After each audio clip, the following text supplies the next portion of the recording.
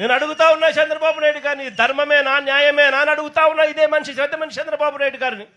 మత్స్యకారుల కోసం ఫిషింగ్ హార్బర్లు జగన్ నిర్మిస్తే నువ్వు చేస్తా ఉన్నది ఏందయ్యా? దీన్ని కూడా దోచుకునే కార్యక్రమం చేస్తా ఉన్నావు ప్రైవేట్ వాళ్ళకి ఇచ్చి. ప్రైవేట్ వాళ్ళకి నువ్వు ఇవ్వాలి అనుకుంటే పక్కన కృష్ణపట్నం పోర్ట్ ఉంది, ఆ పోర్ట్లో కావాలంటే దండిగా ల్యాండ్ ఉంది, అక్కడ కావాలంటే వాళ్ళకి ఇచ్చుకోవచ్చు. కానీ ఇక్కడ మత్స్యకారులను పొట్టగొట్టడం ఎందుకు చంద్రబాబు అని చెప్పి చంద్రబాబు నాయుడు గారిని అడుగుతా ఉన్నా గట్టిగా. చంద్రబాబు నాయుడు గారిని గట్టిగా వార్నింగ్ కూడా ఇస్తా ఉన్నా. కళ్ళు మూసి తెరిచేసరికే మరో 3 ఏళ్ళు అయిపోతుంది. వచ్చేది వైఎస్ఆర్సీపీ ప్రభుత్వమే.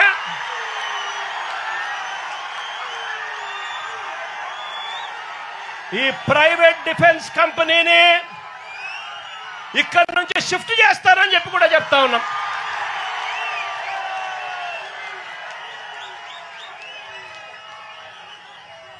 ఇక్కడ ఫిషింగ్ హార్బర్ ఇక్కడే కాదు, రాష్ట్రంలో కడతా ఉన్న 10 ఫిషింగ్ హార్బర్లు అన్ని కూడా మత్స్యకారుల సొత్తు అని చెప్పి కూడా ఈ సందర్భంగా కూడా చెప్తా ఉన్నా.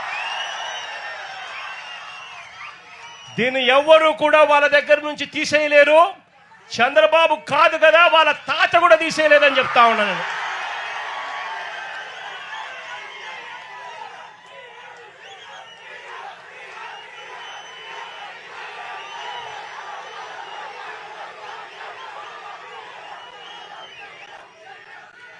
ఇంకా అన్నిటికన్నా విచిత్రం ఏమిటో తెలుసా?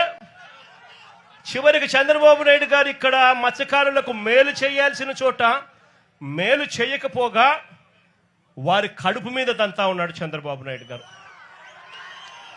ఇక్కడే ఈ ప్రాంతంలోకి ఎవరూ కూడా రాకూడదు. ఇది ఆంధ్ర రాష్ట్రానికి సంబంధించిన ఫిషింగ్ ఏరియా. స్ట్రిక్ట్గా రూల్స్ ఉన్నాయి. మనం తమిళనాడులోకి పోకూడదు, తమిళనాడు వాళ్ళు మన వైపుకు మన దగ్గరికి ఇక్కడికి కూడా రాకూడదు. ఇవన్నీ స్ట్రిక్ట్గా రూల్స్ ఉన్నాయి.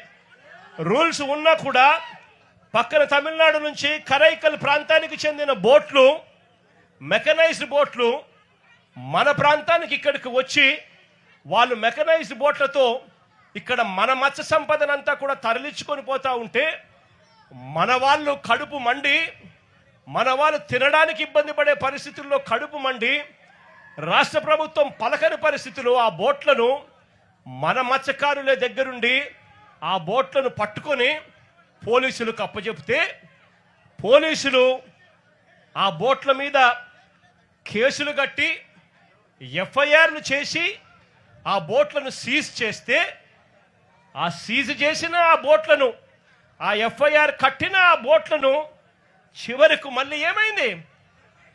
ఇక్కడే ఇది ఫోన్ కాల్ డేటా.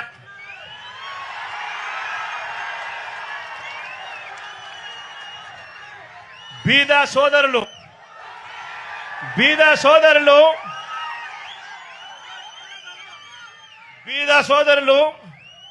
ఆయన అనుచరుడు